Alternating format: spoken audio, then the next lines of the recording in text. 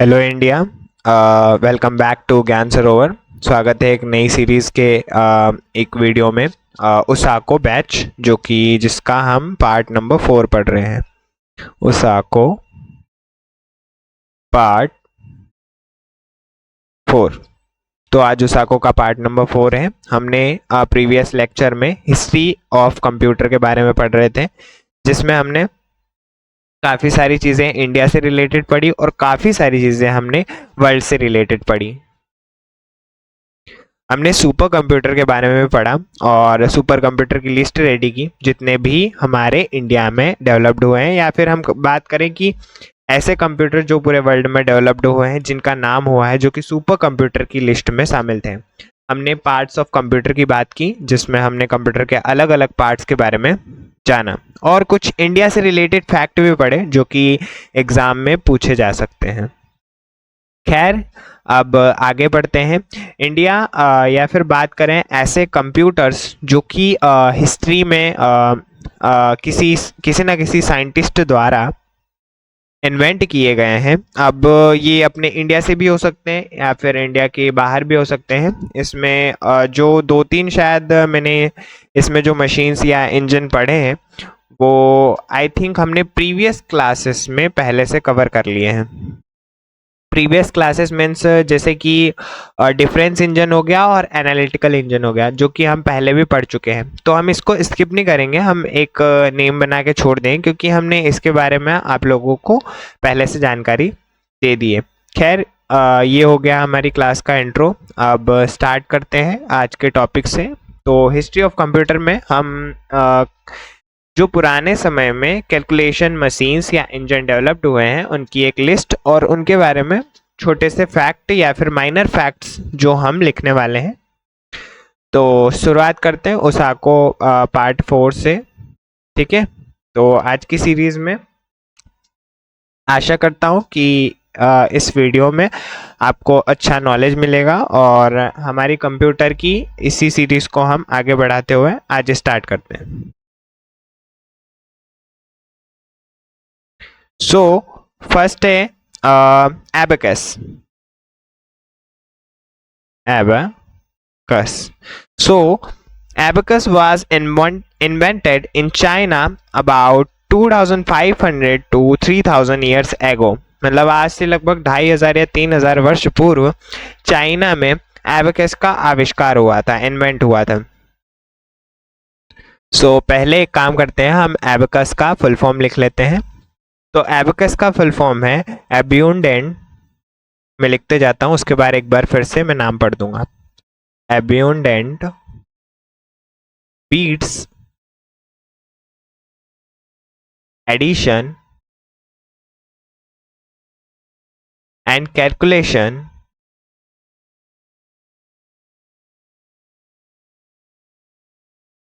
Utility system.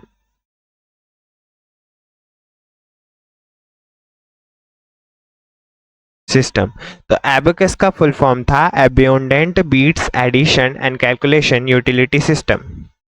और मैंने starting में एक लाइन बोली थी, हम उसको भी लिख लेते हैं। ये सब माइनर पॉइंट्स है जो कि हम एबेकस के बारे में लिख रहे हैं। Abacus was invented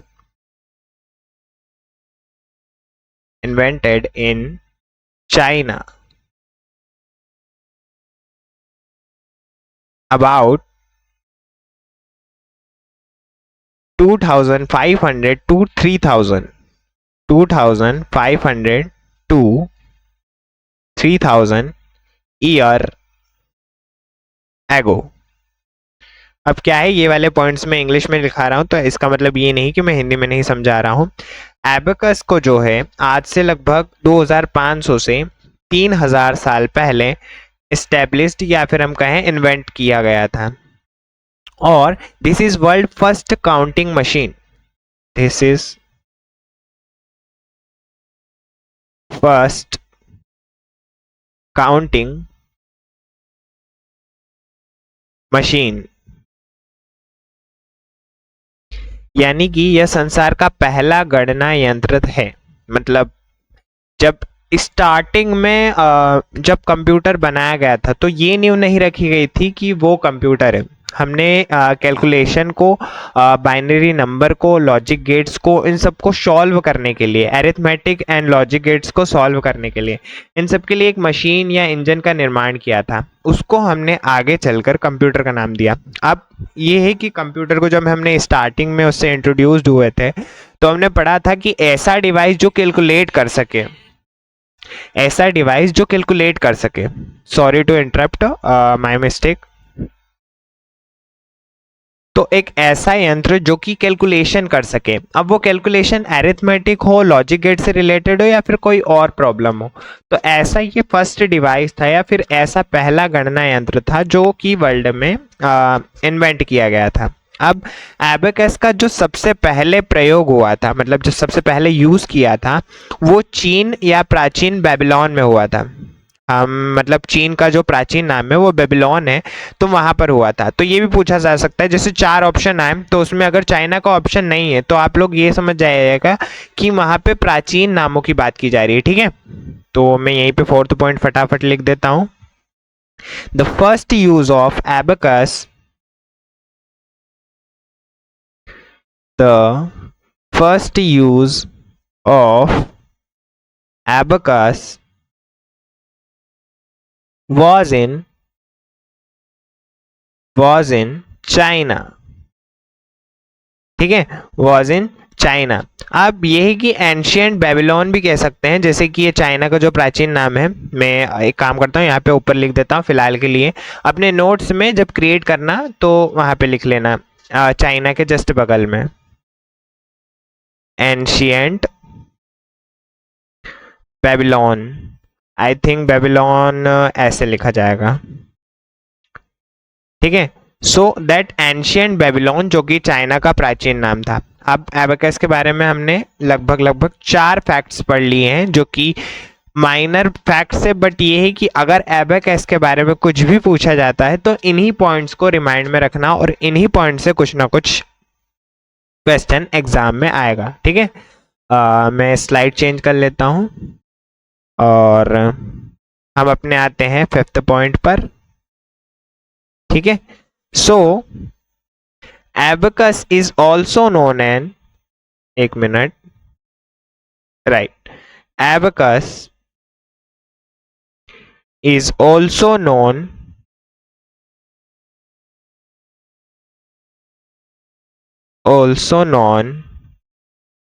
as counting frame,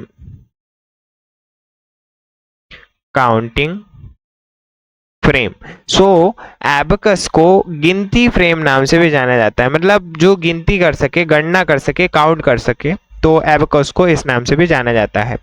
और even today it is used in other countries like China and Japan, मतलब आज भी इसका प्रयोग चीन और जापान जैसे देशों में किया जाता है। इवन टुडे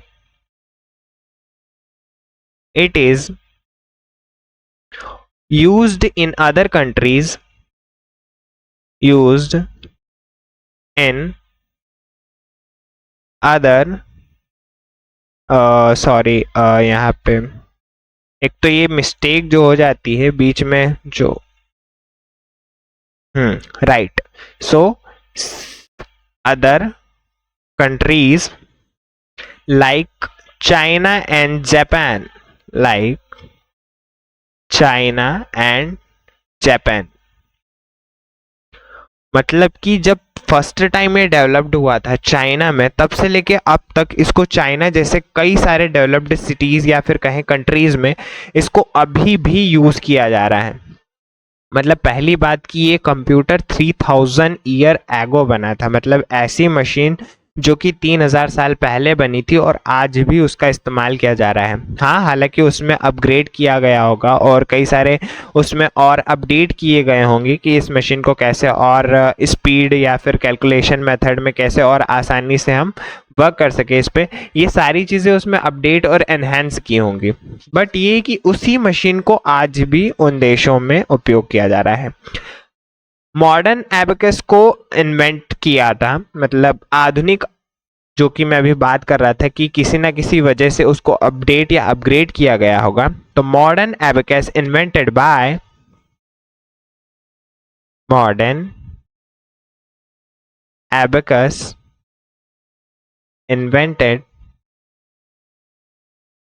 इन्वेंटेड बाय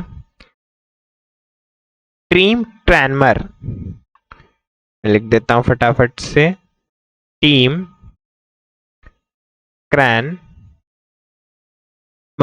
मैं हिंदी में भी लिख देता हूं यहाँ पे क्योंकि इसमें थोड़ी सी डिफिकल्टीज आ सकती है। Team Cranmer. Okay, so modern abacus को, जो कि आधुनिक एबेकस था, उसको इन्वेंट किया था टीम क्रैनमर ने।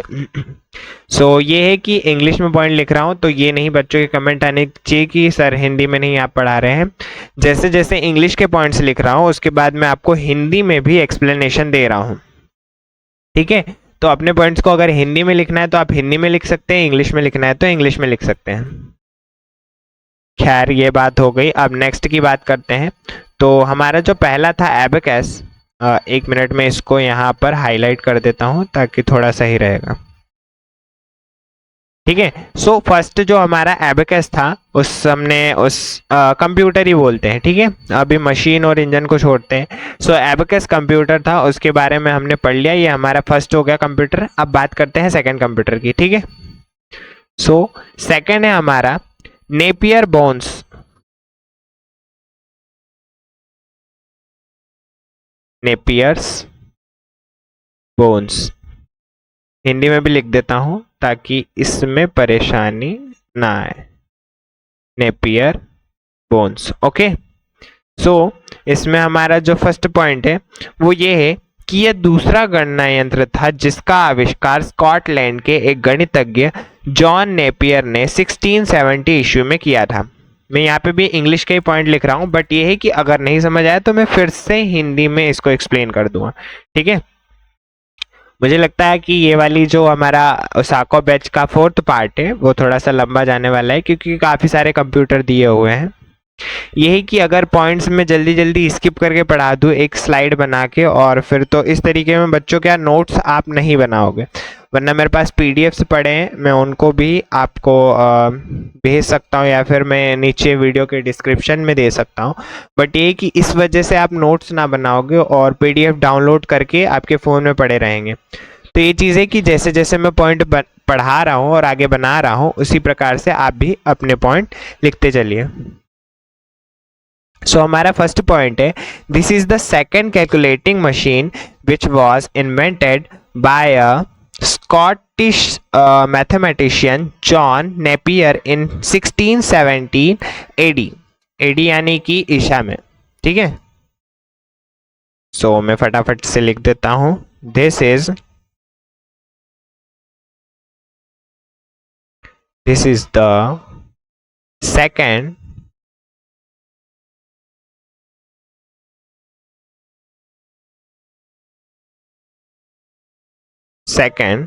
calculating machine which was invented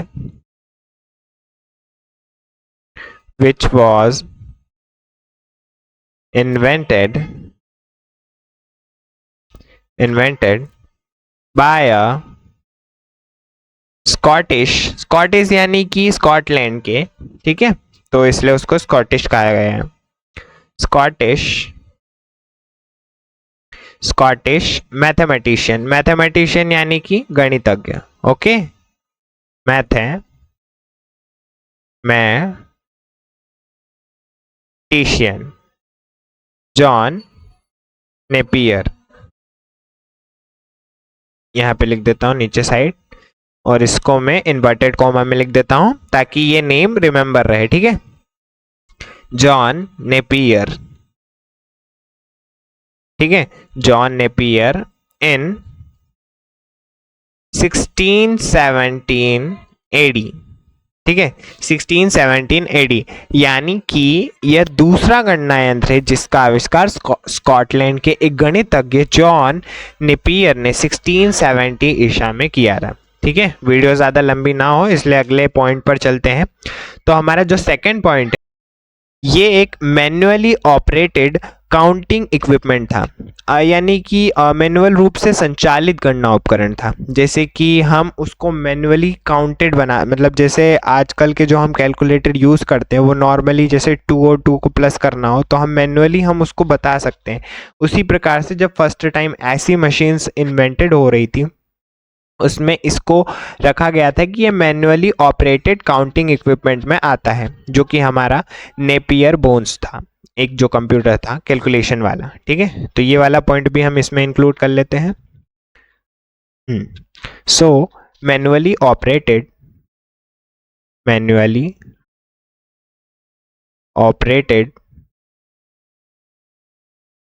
counting equipment यानी कि उपकरण, इक्विपमेंट। आई थिंक मुझे लगता है इसमें 2 पॉइंट काफ़ी रहेंगे। इतना ठीक है। इसमें हम एक काम करते हैं, हमारे थर्ड कंप्यूटर की तरफ चलते हैं। ठीक है, ये थर्ड पॉइंट नहीं है, एक काम करता हूँ इसमें भी मैंने आई थिंक यहाँ पर हमारा जो पहला कंप्यूटर है वो समाप्त हो गया और यहाँ पर दूसरे कंप्यूटर के बारे में समाप्त हो गया। ठीक है, जो हमारा थर्ड कंप्यूटर है, एबेकस को मैंने कैसे लिखा है, एबेकस को मैंने ब्लू से लिखा है। एक काम करते हैं, एबेकस को नीले ग्रीन से लिख देते हैं। ठीक है, फर्स्ट एबाकस। ठीक है, ये जो हमारा फर्स्ट कंप्यूटर था एबाकस, उसके बारे में है। ठीक है, यहाँ तक। और जो सेकंड हो गया वो नेपियर बोन्स हो गया। और जो हमारा अब थर्ड आ रहा है, थर्ड है वो है पास्कलाइन। पास्कलाइन, इसको मैं हिंदी में भी लिख देता हूँ, पास्क लाइन, पास्क लाइन। ओके, सो इसका जो फर्स्ट माइनर पॉइंट है वो है कि पास्कल यानी कि ब्लेच पास्कल ने सन 1642 में पास्कलाइन का आविष्कार किया था। अब ये पास्कल कौन है? हमने स्कूल में 11-12 में जब हमने फिजिक्स पढ़ी होगी तो इस वैज्ञानिक का नाम सुना होगा। हालांकि इसका यहाँ पर पूरा नाम दिया होगा ब्लेच पास्कल। खैर, इसको पास्कल से भी जानते हैं कि हम फिजिक्स की जो केमिस्ट्री की बुक्स हैं इनमें पास्कल वैज्ञानिक का जिक्र किया गया है। तो Blaise Pascal invented the Pascaline in 1642 in France. Blaise Pascal invented the Pascaline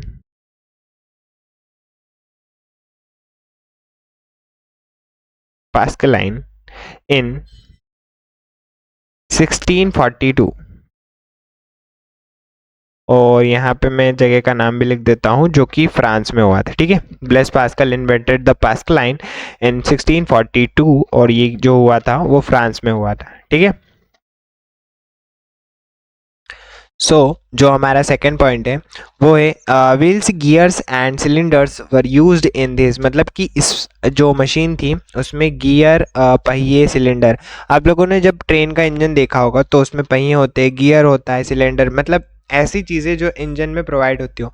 जैसे आजकल हम एक स्मार्ट वॉच की बात करें, हमने स्मार्ट वॉच कई बच्चों के पास होगी, तो उसमें जैसे हमने कैलकुलेटर ओपन किया और कैलकुलेटर में हमने 1+1 किया तो आंसर 2 मिल गया। ठीक है, अब यही चीज़ पास्कलाइन यानी कि उस टाइम पे 1642 में जोड़ने और घटाने के लिए कमरे जितने सेटअप का तैयार किया जाता था, वो एक पास्कलाइन कंप्यूटर था जो ब्लेच पास्कल जो वैज्ञानिक थे उन्होंने इसको रेडी किया था। मतलब सोच रहे हो कि एक छोटे से कैलकुलेशन के लिए पूरे कमरे जितने मशीन का निर्माण करना, और आज वही मशीन का पूरा सेटअप अपडेट, अपग्रेड, इनहेंस होके हमारे छोटे से हाथ में आ गया है एक वॉच के रूप में। इसी पॉइंट को हम फटाफट नोट कर लेते हैं। तो व्हील्स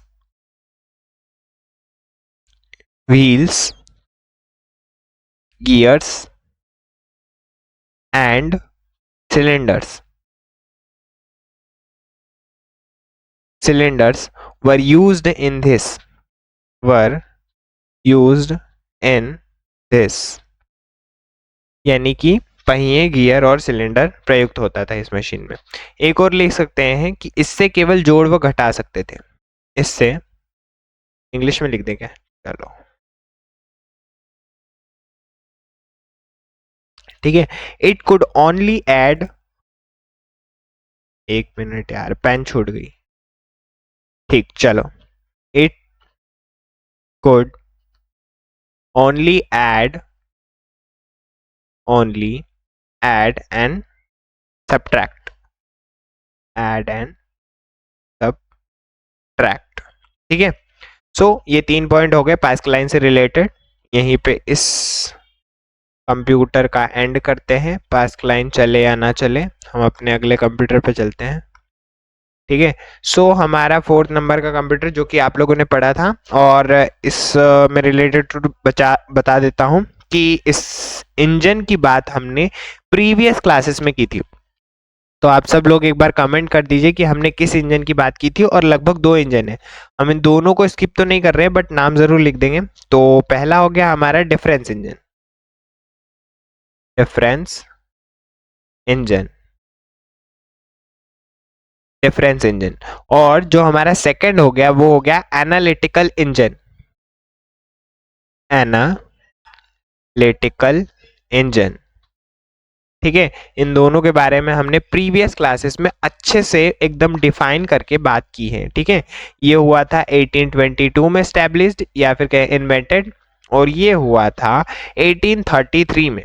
और वैसे इसका सीजन भी चला था, मतलब इस प्रकार से कि कब कब से कब तक इसका जो ट्रेंड माना गया था, आज की भाषा में कहूँ तो 1833 में जब ये इन्वेंट हुआ था, उसके बाद से लेके 1837 तक जो कि इसका मतलब प्रचार टाइप से चला कि हाँ एनालिटिकल जैसा इंजन कुछ है, जैसे आज के समय में हम सुपर कंप्यूटर की बात करते हैं, ठीक है।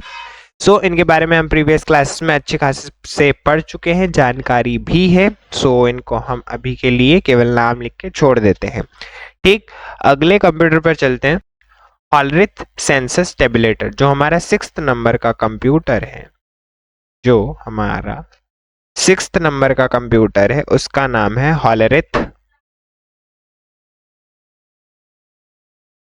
हॉलरिथ सेंसस टेबुलेटर, ठीक है। हॉलरिथ सेंसस टेबुलेटर, तो ये हमारा अगला कंप्यूटर हो गया। इसके बारे में अगर बात करें तो अमेरिकी गणितज्ञ हरमन हॉलरिथ ने इसका इन्वेंशन किया था। एक मिनट, हाँ। सो हमारा जो फर्स्ट पॉइंट रहेगा इसमें वो रहेगा इन्वेंटर, इन्वेंटर। सो इन्वेंटर कौन था? American mathematician Herman, American mathematician Herman. यहाँ पे मैं इन्वर्टेड कॉमा में इसका नाम लिख देता हूँ, हरमन, ठीक है।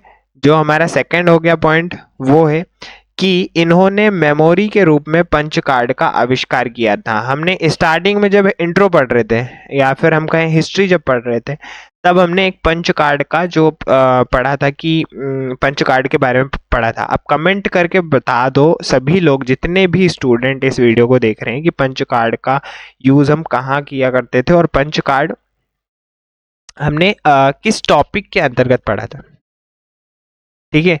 यहाँ पे लिख देते हैं he invented punch card as a, he मतलब हमन, he invented punch card as a form of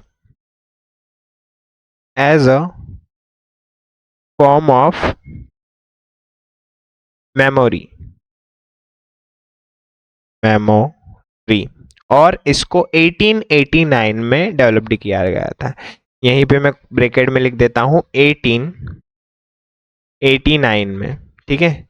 सो ये 1889 है, ठीक है। अगर कुछ भी मिस्टेक हो तो एक बार कमेंट कर दिया करो, मैं रिप्लाई कर दूंगा, ताकि ये जो कोई सन में मिस्टेक ना हो। जैसे यहाँ पर भी ये सन में मिस्टेक है, काम करता हूँ, 1822 लिखा है। सो यहाँ पर लिखा है 1822, ठीक है। अब थोड़ा सा क्लियर दिख रहा है। नेक्स्ट जो हमारा थर्ड पॉइंट है वो है कि वर्ष 1924 में CTRC कंपनी का नाम बदलकर IBM कर दिया गया था, और IBM आज पूरे विश्व में कंप्यूटर मैन्युफैक्चरिंग करने वाली सबसे बड़ी कंपनी है। अब यहाँ पे IBM को क्यों इंक्लूड किया गया है? क्योंकि ये जो टैबलेटर कंप्यूटर था, इसका निर्माण IBM कंपनी यानी इंटरनेशनल बिजनेस मशीन कंपनी ने इसका निर्माण किया था, हॉलरिथ सेंसस का, ठीक है। अब 1889 में पहले तो हमारे आविष्कारक यानी इन्वेंटर, जिन्होंने इस कंपनी की हेल्प से, यानी कि इस कंपनी की हेल्प से, अब इस कंपनी का नाम पहले CTRC था, 1924 में इस CTRC को बदलकर IBM कर दिया गया, यानी कि इंटरनेशनल बिजनेस मशीन, ठीक है। ये वाला पॉइंट भी लिख लेते हैं। जो हमारा थर्ड पॉइंट, एक काम करते हैं नेक्स्ट स्लाइड में ले लेते हैं, ठीक है। तो हमारा जो थर्ड पॉइंट है,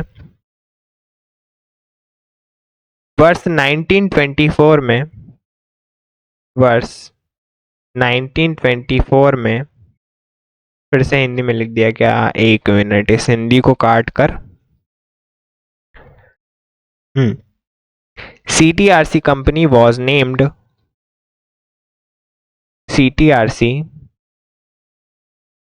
कंपनी was named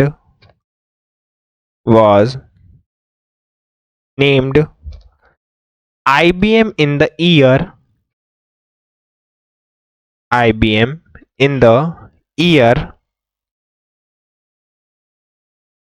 1924, 1924। अब ये भी चीज़ है कि CTRC कंपनी जो कि इसके निर्माण में शामिल थी, 1924 में इसका नाम बदलकर IBM कर दिया गया। और IBM is today the largest computer manufacturing company in the world, यानी कि दुनिया की सबसे बड़ी जो लार्जेस्ट मैन्युफैक्चरर कंपनी है जो कि कंप्यूटर को डेवलप्ड करती है, वो IBM मानी जाती है, international business machine.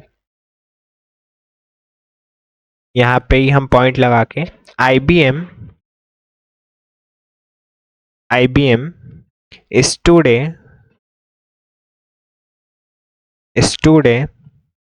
the largest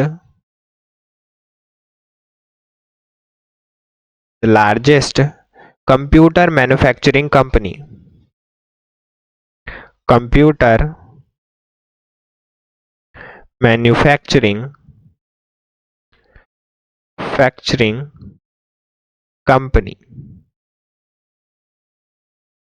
company, ठीक है। पहले CTRC था और फिर बाद में बदल के IBM कर दिया गया, और IBM का फुल फॉर्म है, लिख लीजिए, इंटरनेशनल बिजनेस मशीन, ठीक है। फोर्थ पॉइंट लिखते हैं कि कम समय में जनगणना के डेटा को संसाधित करने हैं, तो मतलब to process the census data in the less time, to process the census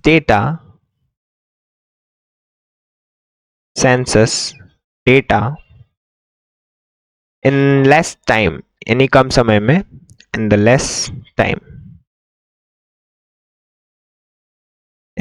time, ठीक है। 4 पॉइंट हो गए टोटल, और हमने 1889 ऊपर शायद हमने जब इन्वेंट हुआ था उसकी डेट लिख दी है, हाँ 1889 में इन्वेंट हुआ था, ठीक है। यहाँ पर हम इस टैबलेटर कंप्यूटर का एंड करते हैं, ठीक है। सो नेक्स्ट चलते हैं हम हमारे नेक्स्ट कंप्यूटर पे। हमने टोटल शायद 6 कंप्यूटर पढ़ लिए, ठीक है। हमारा 7th नंबर का जो कंप्यूटर है वो है ABC कंप्यूटर। अब ये थोड़ा नाम थोड़ा छोटे बच्चों जैसा है, बट हाँ ABC कंप्यूटर। ये नहीं कि इसमें ABCD पढ़ाई जाती थी, नहीं, ऐसा कुछ नहीं है। पहले देखते हैं इसके बारे में क्या क्या इन्फॉर्मेशन हमारे पास है। The first automated electronic digital computer, यानी कि सीधा सिंपल है, पहले पॉइंट लिख लेते हैं फिर मैं एक्सप्लेन करता हूँ, ठीक है। The first automated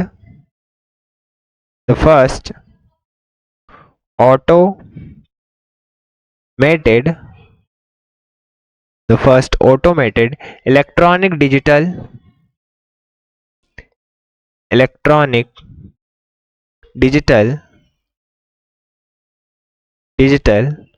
computer.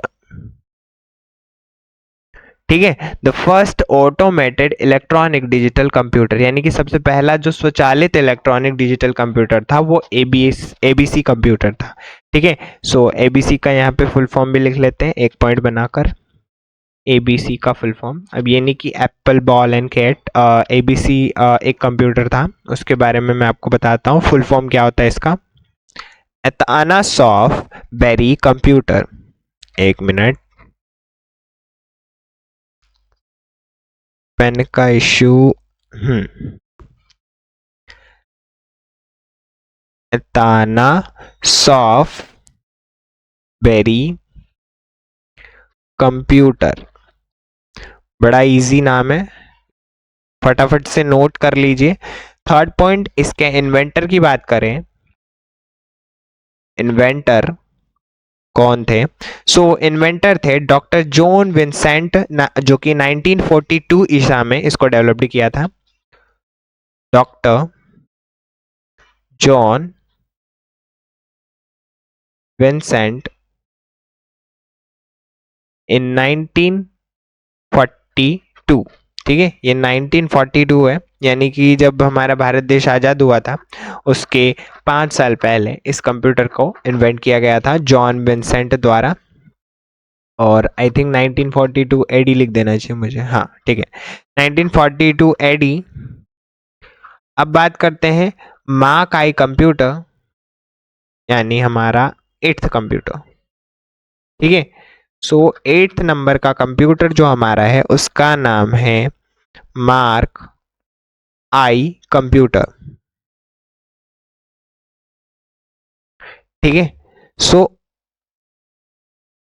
Mark I computer जो कि 1937 से शुरू हुआ था और 1944। अब ये जो टाइम लाइन दी हुई है, मतलब कि एक तो होता है इन्वेंट होने का टाइम और एक होता है कि ये चल क्या रहा है, कि मतलब 1944 तक क्या उसके बीच में इसका समय लगा। तो बिल्कुल same, started in 1937 and completed in 1944। ठीक है, 1937 से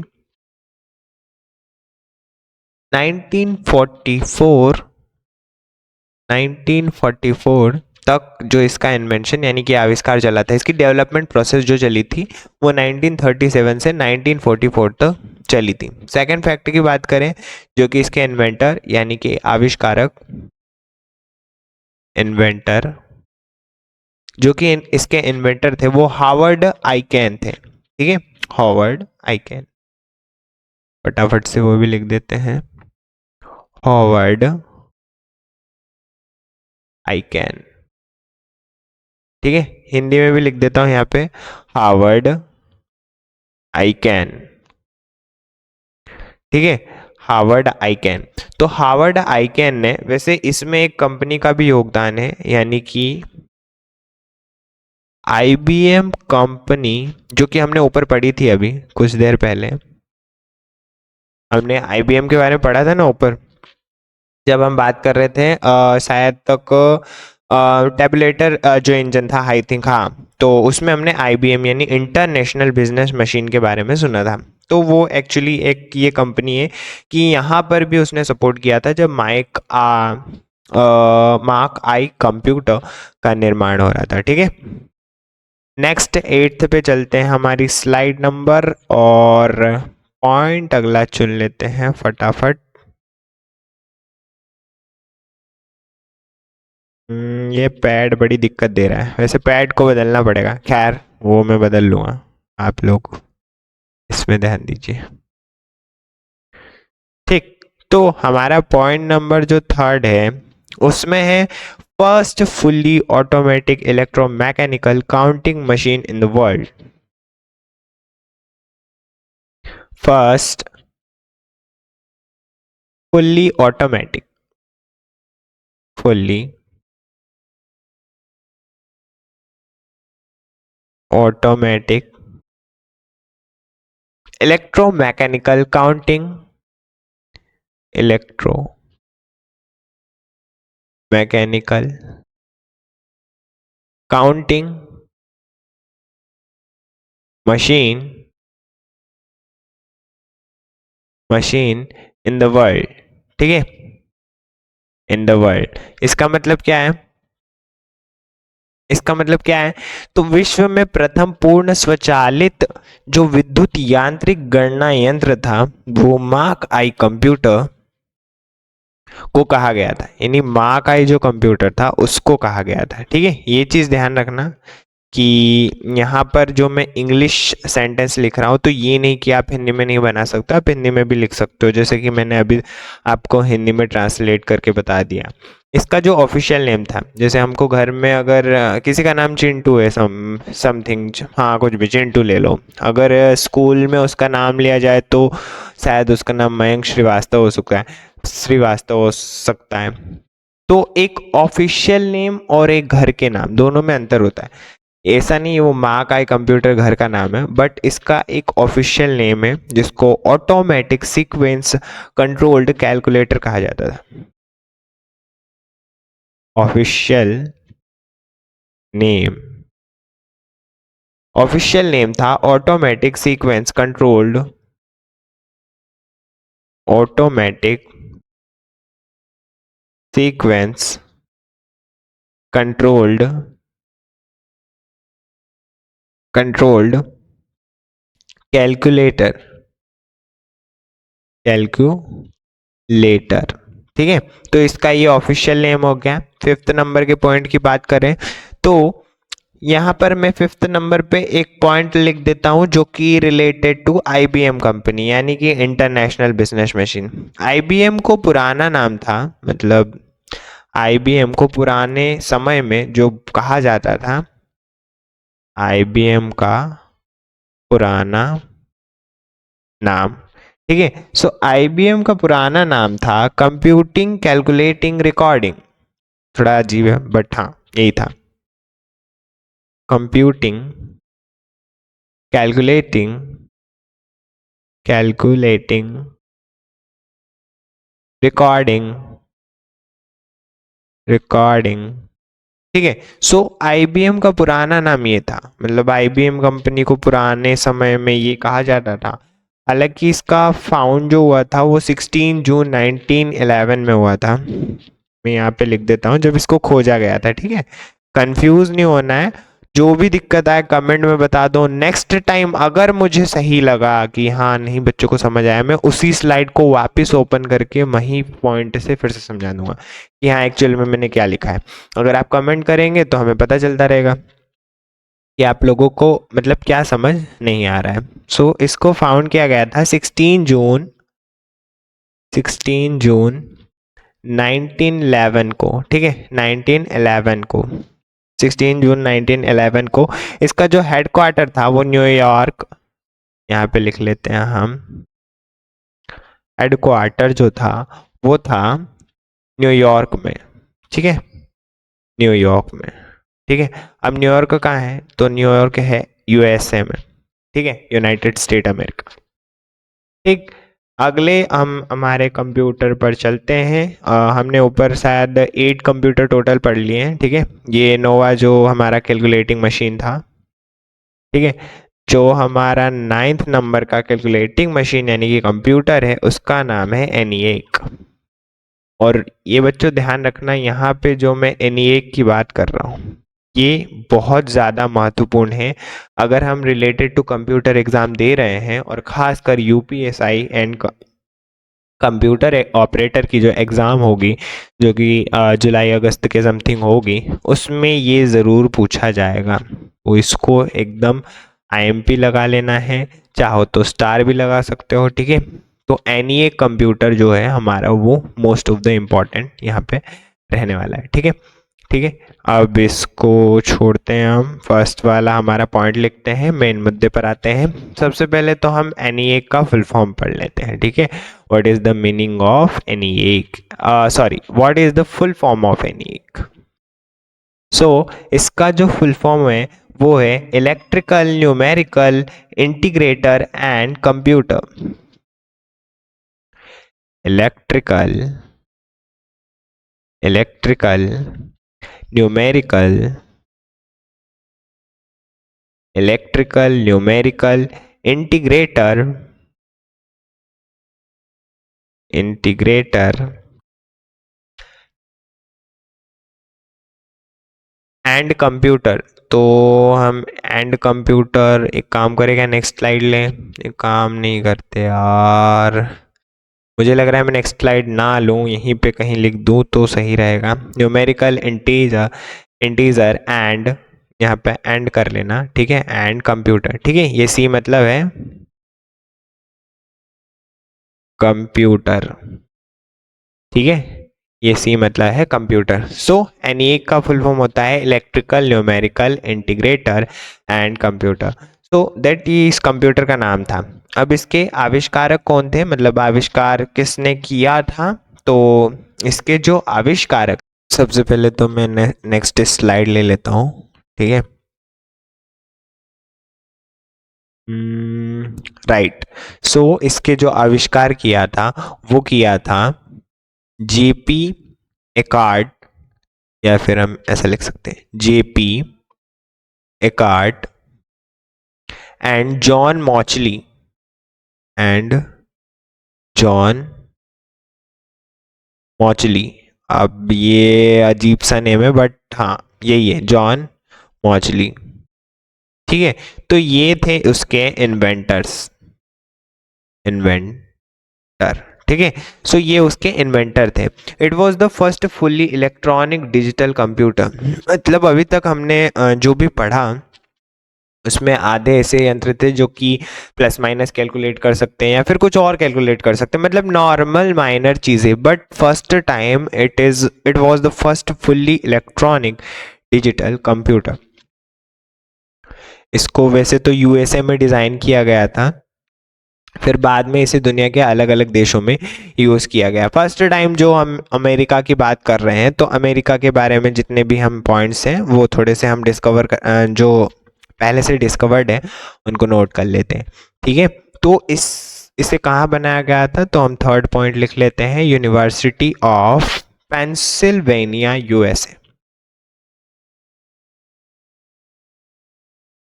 यूनिवर्सिटी ऑफ पेंसिल्वेनिया, यूएसए, ठीक है। पेंसिल्वेनिया यूएसए में बनाया गया था। किसको, एनईए कंप्यूटर को। अब इसके बारे में थोड़े से पॉइंट्स ज़्यादा हैं इसलिए लिखा रहा हूँ क्योंकि एनईए कंप्यूटर के बारे में एग्जाम में डेफिनेटली कुछ ना कुछ पूछा जाएगा। मतलब वो पॉइंट कॉइंस कुछ भी हो सकता है बट एनईए कंप्यूटर से रिलेटेड वहाँ पे चीज़ें पूछी जाएगी। सो अगला पॉइंट लिख लेते हैं, it was the first fully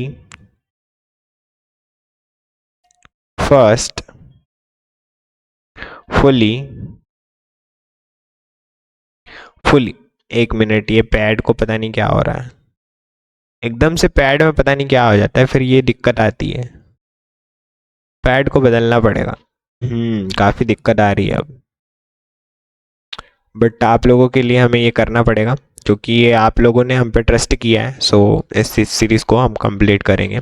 it was the first it was the first first fully electronic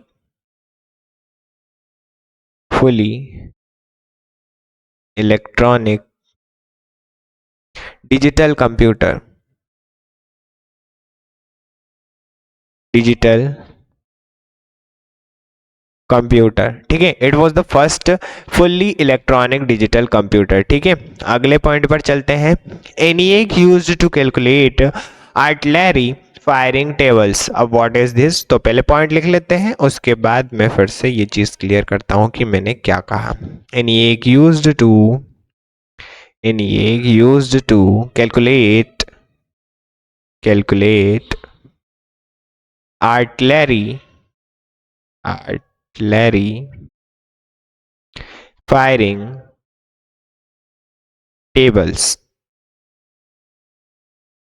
अब क्या होता था ना, जो यूएस में मिलिट्री थी, जो पहले तो हमने ये डिस्कस कर लिया कि वो यूएसए में डिज़ाइन किया गया था।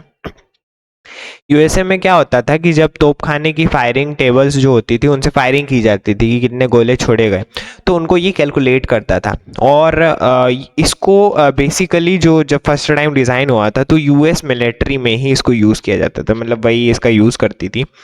और एक और पॉइंट मुझे जहाँ तक ध्यान आ रहा है कि ये जो कैलकुलेशन था इसका, उसकी जो स्पीड थी कि यह 1 सेकेंड में 5,000 से अधिक कैलकुलेशन कर सकता था, जो तब तक आविष्कार किए गए किसी भी उपकरण से अधिक तेज था। मतलब जितने भी डेवलप्ड हो गए हों ऊपर साइड, हमने जितने भी पढ़े, उन सबसे ज़्यादा स्पीड में यही कैलकुलेट कर पाता था।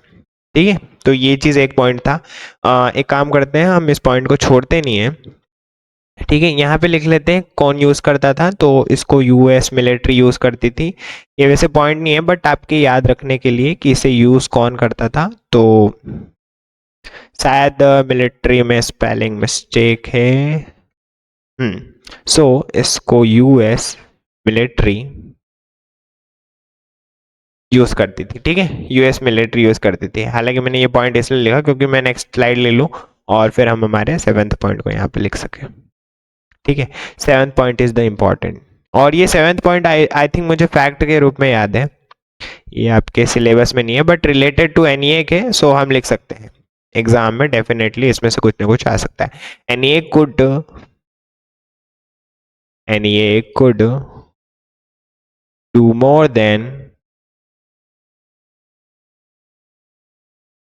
do more than 5,000 calculations, 5,000 calculations in a second, which in a second which was faster than, which was faster which was faster than any device invented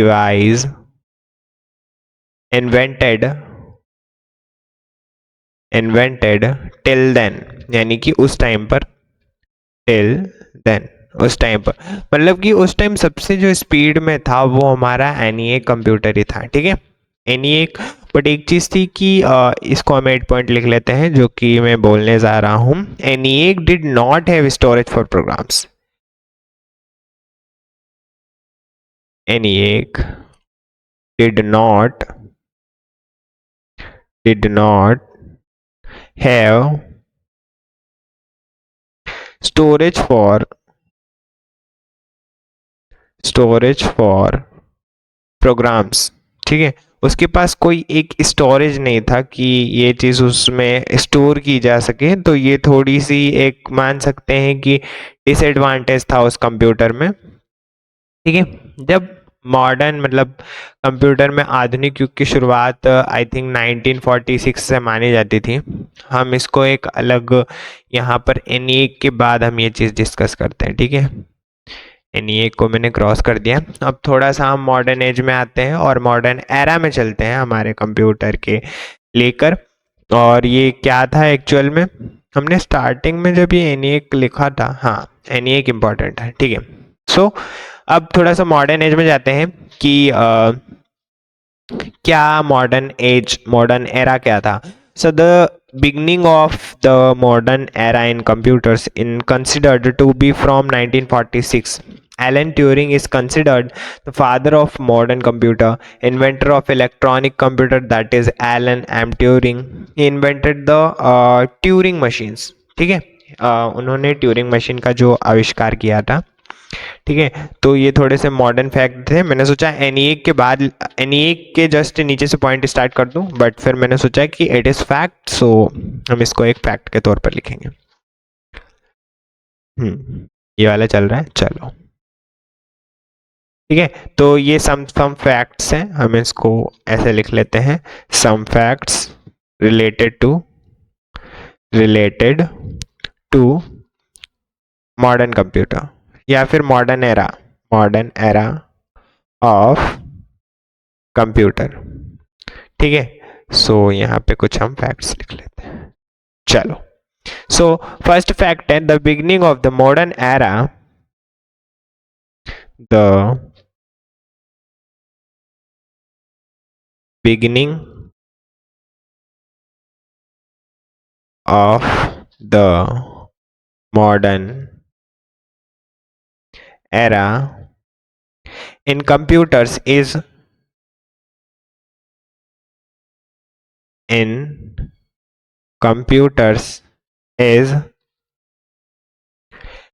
considered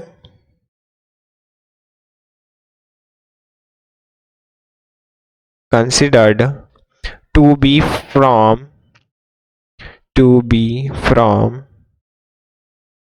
1946। अब ये 1946 यानी कि हमारे देश, जो भारत देश को आज़ाद हुए उसके 1 साल पहले जस्ट। ठीक है, उस टाइम से मॉडर्न कंप्यूटर का जो एज वो माना जाता था। एलन ट्यूरिंग जो था, एलन ट्यूरिंग, उसको आधुनिक कंप्यूटर का जनक माना जाता था। ठीक है, यहीं पे एक पॉइंट फटाफट लिख लेते हैं। Alan Turing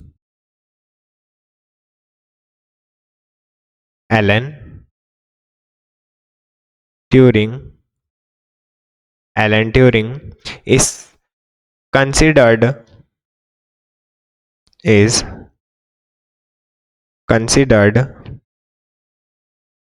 the father of the modern computer, father of the modern computer. ठीक है, तो फादर कौन थे? एलन ट्यूरिंग थे। इसका मैं एक बार और नेम लिख दूंगा। यहाँ पे हम एक काम करते हैं, ऐसा कर देते हैं। ठीक है, एलन ट्यूरिंग जो थे उनको फादर ऑफ द कंप्यूटर या मॉडर्न कंप्यूटर कहा जाता था। उस टाइम का जो एरा था वो क्या एक न्यू एज से शुरुआत नहीं हुआ था। मतलब ऐसा कहा जाए कि उनके लिए कंप्यूटर कुछ न्यू था या प्रोग्राम्स न्यू थे, शुरुआत हो चुकी थी, बट उसको एक मॉडर्न, एक एडवांस टेक्नोलॉजी की तरह उसको अडॉप्ट करना, या फिर कहा जाए कि उसमें ऐसे अपग्रेड करना जिसको थोड़ा सा मॉडर्न एरा कहा जा सके। ठीक है, तो यहाँ से शुरुआत हुई थी। एलन को मतलब एलन एम ट्यूरिंग को इलेक्ट्रॉनिक कंप्यूटर का इन्वेंटर भी कहा जाता था, जो कि एक डिजिटल कंप्यूटर या फिर कहें कि हमारे जो आज के कंप्यूटर यूज़ करते हैं उसकी एक अच्छी खासी शुरुआत या फिर कॉपीड, जो कि पुराने वर्जन में कहा जा सकता था, इन्वेंटेड द ट्यूरिंग मशीन। उन्होंने एक ट्यूरिंग मशीन भी बनाई थी। ठीक है, सो ये बात थी एलन ट्यूरिंग के बारे में। खैर, फैक्ट्स बीच बीच में मैं इसलिए ला रहा हूँ क्योंकि इनसे भी क्वेश्चन बनते हैं एग्ज़ाम में। ठीक है, तो यही चीज़ थी कि इनसे अगर क्वेश्चन बन रहा है एग्ज़ाम में, सो मैं आप लोगों को ये भी चीज़ नोट करा दूँ। खैर, हम अब अगले कंप्यूटर पर चलते हैं, जो कि हमारा अगला कंप्यूटर होने वाला है। सो हमारे अगले कंप्यूटर, हमने कितने कंप्यूटर पढ़ लिए? अभी तक 9 कंप्यूटर पढ़ लिए। ठीक है, अब जो हमारा 10वां, ठीक है, 10वां जो कंप्यूटर है हमारा, सो 10वें कंप्यूटर का नाम था एडवाक। अब ये मैं सही प्रोनाउंशिएट कर रहा हूँ या गलत प्रोनाउंशिएट कर रहा हूँ, मैं पहले लिख देता हूँ तो आप लोगों को भी थोड़ा क्लियर हो जाएगा कि सर एक्चुअली बोल क्या रहे हैं। सो इस कंप्यूटर का नाम था एडवाक। ठीक है, अब एडवाक का फुल फॉर्म क्या है? सो मैं इसको अगले पॉइंट में लिख लेता हूँ ताकि ये रहे कि फैक्ट्स अपने अलग चले और माइनर पॉइंट्स अलग चले। सो एडवाक का जो फुल फॉर्म था, एडवाक का जो फुल फॉर्म था वो था electronic discrete variable automatic computer. Electronic discrete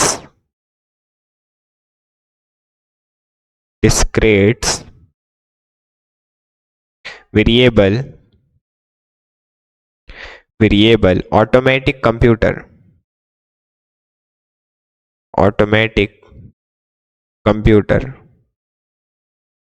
ठीक है, सो ये एडवॉक का जो फुल फॉर्म था वो है। ठीक है, सेकेंड नंबर पॉइंट, 1944 से 1948 में डॉक्टर वॉन न्यूमैन ने जेपी एकर्ट ने बनाया था। मतलब ये जो एडवॉक है, हमने जेपी एकर्ट का नाम ऊपर भी सुना था जब हम बात कर रहे थे इसकी बात कर रहे थे? नीचे कमेंट में फटाफट से बताओ, फिर उसके बाद मैं उसका नाम ले लेता हूँ। हम किस कंप्यूटर की बात कर रहे थे जहाँ पर हमने एकार्ट का नाम लिया था?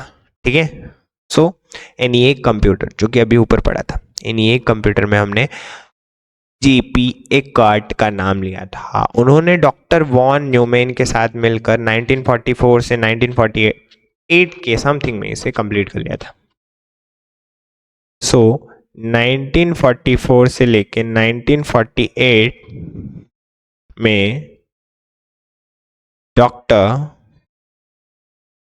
Von Neumann, doctor von Neumann, doctor von Neumann और जेपी एकर्ट, ये स्पेलिंग आई थिंक जो साइंटिस्ट की है, हमको ये ध्यान रखना है क्योंकि कई बार होता है कि जैसे अभी मैंने यहाँ पे इलेक्ट्रॉनिक डिस्क्रीट्स लिखा है, ये फुल फॉर्म एक्यूरेटेड, लेकिन कई बार होता है कि जैसे हमने कई बार देखा होगा जब हम स्कूल लाइफ में या फिर कॉलेज लाइफ में किसी वैज्ञानिक का नाम पढ़ते थे तो वो कंफर्म नहीं होता था कि हम सही प्रोनाउंशिएट कर रहे हैं या नहीं कर रहे हैं, स्पेलिंग सही है कि नहीं है, बट हम उसको बोल कैसे, मतलब 1944 से 1948 ये एक्यूरेट है। डॉक्टर वॉन न्यूमैन अगर एग्जाम में आ जाए ऑप्शन तो ऐसा नहीं है डॉक्टर वॉन न्यूमैन की स्पेलिंग अगर उसके अकॉर्डिंग वही दी हो, हमारे अकॉर्डिंग हमने ये लिखा है तो ये वही लिख दें, इसलिए वहां पर ये ध्यान रखना कि हमने पढ़ा क्या है, doctor von Newman.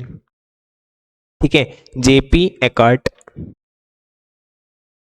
JP Eckert ने बनाया था, जेपी एकर्ट ने बनाया था 1944 से 1948 के समथिंग। थर्ड पॉइंट हम लिख लेते हैं, इट हैज स्टोरेज कैपेसिटी, मतलब इट हैज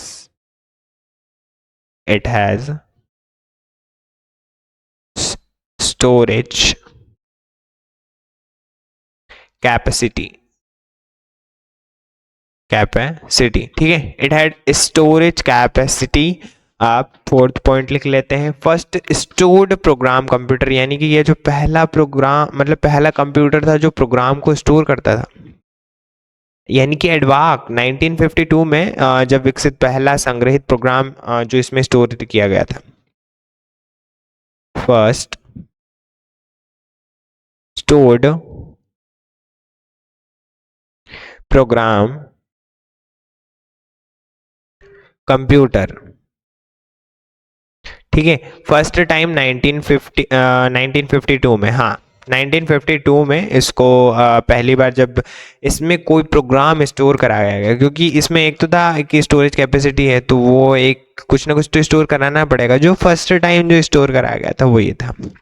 सो ये क्रिएटर, ये जो इन्वेंटर थे हमारे वॉन न्यूमैन, अभी भी मुझे थोड़ा सा डाउट है क्योंकि वैज्ञानिक में कई बार ऐसा होता है, जैसे वॉन न्यूमैन है तो मैं इसको ऐसा भी लिख सकता हूँ वॉन न्यूमैन, ठीक है, सो ये दिक्कत थोड़ी सी प्रॉब्लम जा रही है, बट खैर मैं इसको एक काम करता हूँ हिंदी में लिख देता हूँ क्योंकि मेरे को थोड़ा सा वॉन न्यूमैन में कंफ्यूजन हो रहा है, ठीक है, doctor von Neumann, von Neumann, ठीक है, ये अभी हिंदी में नाम लेके चलते हैं वॉन न्यूमैन। थोड़ी सी स्पेलिंग मिस्टेक लग रही है बट मुझे अभी हिंदी में कोई डाउट नहीं है, हिंदी में वॉन न्यूमैन ऐसा ही आएगा। कई बार होता है कि हम जब एग्ज़ाम देते हैं तो नहीं समझ आता है कि यार ये इंग्लिश में सही राइट है कि नहीं, तो हम उसके बगल में यानी कि जब हिंदी में दिया होता है, क्योंकि हमारे पेपर जो एग्ज़ाम होंगे वो दोनों लैंग्वेज में आएंगे, हिंदी में भी आएंगे और इंग्लिश में भी आएंगे, तो बगल में जो हिंदी वाला है उसमें देख लेना चाहिए कि वो लिखा क्या है, वॉन न्यूमैन कंफर्म्ड है तो वही ऑप्शन इधर भी वॉन न्यूमैन का कंफर्म्ड होगा, ठीक है। नेक्स्ट चलते हैं हमारे 11th नंबर के, नेक्स्ट आ गया, ठीक है, नेक्स्ट जो हमारा 11 नंबर का कंप्यूटर है उसका नाम है एडसाक, अभी हमने एडवाक पढ़ा, अभी एडसाक, एडसाक। सो एडसाक का फुल फॉर्म क्या था, हालांकि मुझे रिलेटेड टू एडवॉक ही लग रहा है बट हाँ जो भी पॉइंट्स होंगे उसको देखते हैं। एडसाक, एडसाक का फुल फॉर्म क्या है, तो electronic delay storage automatic computer, ठीक है, मैं सही आई थिंक प्रोनाउंशिएट कर रहा हूं, electronic delay storage automatic computer, automatic computer. ठीक है, तो एटसा का ये फुल फॉर्म हो गया। नेक्स्ट पॉइंट फटाफट से ले लेते हैं, ज़्यादा टाइम वेस्ट नहीं करते हैं। जो हमारा सेकेंड पॉइंट है, यह मॉरिस विल्कस द्वारा 1947 में इन्वेंटेड किया गया था। यहाँ पर it was invented by, it was invented by, it was invented by Morris Wilkes. अब ये मॉरिस विल्कस थोड़े से अजीब नाम है, बट क्या करें, हमें एग्जाम के लिए इन नाम को याद रखना पड़ेगा। और इन्होंने इतनी मेहनत की है, तो एक छोटे से नाम याद रखने में क्या है। उन्होंने ये जो अभी पढ़ा रहा हूँ, जैसे मैं स्लाइड से पढ़ा रहा हूँ, और जो भी अपनी डिजिटल कैलकुलेशन वाली मशीन से, उनके निर्माण से लेके आज तक के सुपर कंप्यूटर तक सारी चीज़ें हैं इनके बिना अधूरी थी। इन्होंने वो छोटी छोटी चीज़ें अपडेट की, अपग्रेड की, इन्होंने नया नया इन्वेंशन किया इसमें, कंप्यूटर में, तब जाके आज हम ये जो आप क्लास ले रहे हो वो भी फ़ोन के थ्रू ले रहे हो, या फिर कोई कंप्यूटर या लैपटॉप के थ्रू भी ले रहा होगा। सो ये सारी चीज़ें इन्हीं साइंटिस्ट की वजह से पॉसिबल हुई हैं। Third, it was the first program stored digital computer. अब इसमें भी फर्स्ट स्टोर्ड प्रोग्राम है आई थिंक, बट हाँ एडवॉक की बात करें तो वो उसको माना जा सकता है, बट अगर इसमें लिखा है तो हम ये पॉइंट को आप लोगों को शो कर देते हैं। जितना आपके सिलेबस में दिया होगा, जितना आपकी बुक्स में दिया होगा, उतना हम आपको सब कुछ कवर कराएंगे ताकि कुछ भी छूटे ना। प्रोग्राम स्टोर्ड, इसमें वो वाले बच्चे भी हैं जो एग्ज़ाम की तैयारी नहीं कर सकते, एग्ज़ाम की तैयारी नहीं कर रहे हैं, बट उनको एक कंप्यूटर का बेसिक नॉलेज लेना था, तो ये हिस्ट्री थोड़ा सा उनके लिए लंबा भी हो जाएगा, तो वो स्किप कर सकते हैं। स्टोर्ड डिजिटल कंप्यूटर, बट मैं चाहूँगा कि वो स्किप ना करें, कि अगर हमें एक इतिहास की क्लास मिल रही है हिस्ट्री की, तो उसको हमको ले लेना चाहिए। वो कहीं ना कहीं पॉइंट या फिर कहीं ना कहीं वो क्लास में कोई से फैक्ट हमारे ध्यान में आते जाएंगे, तो हमको ये क्लास ले लेना चाहिए। खैर, फोर्थ नंबर के पॉइंट पर चलते हैं कि मेमोरी में निर्देश तथा डाटा स्टोर करने की क्षमता थी, यानी ability to store instructions and data in memory. ability ability to store ability to store instructions and data in memory। ठीक है, सो मेमोरी में जो निर्देश और डेटा है उसको स्टोर करने की क्षमता हो गई थी। मतलब अभी तक हमने प्रोग्राम स्टोर किया, फिर निर्देश और डाटा यानी इंस्ट्रक्शंस और डेटा को भी मेमोरी में स्टोर किया। धीरे धीरे जितने भी कंप्यूटर्स आ रहे हैं उन सब में अपग्रेड हो रहा है, यानी कि ये पहले अपडेट हुआ। ठीक है, हम इसको यहाँ पर क्रॉस कर देते हैं। ठीक है, सो अगले हमारे कंप्यूटर पर चलते हैं, जो कि हमारा होने वाला है, ये कौन सा कंप्यूटर हो गया, 11 नंबर का कंप्यूटर। ठीक है, सो नाउ हम 12th कंप्यूटर।